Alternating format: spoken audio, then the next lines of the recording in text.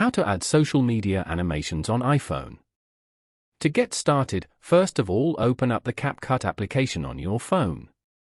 On this page, tap on New Project. Then go to the Videos section from the top. You can view all your videos over here. Select the video you want to use from here and then tap on Add at the bottom right corner.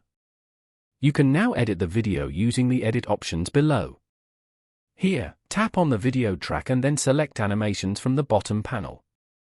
You can view and try out all the available animations over here. Choose the one you like along with their timing. And then, tap on the tick icon. Here, tap on the play button to get a preview. Once you're done, go to the top right corner and tap on Export. Following these steps, you can easily add social media animations on iPhone. Thank you for watching. Please leave a like if this tutorial helped you, or leave a comment below if you have any questions related to the video.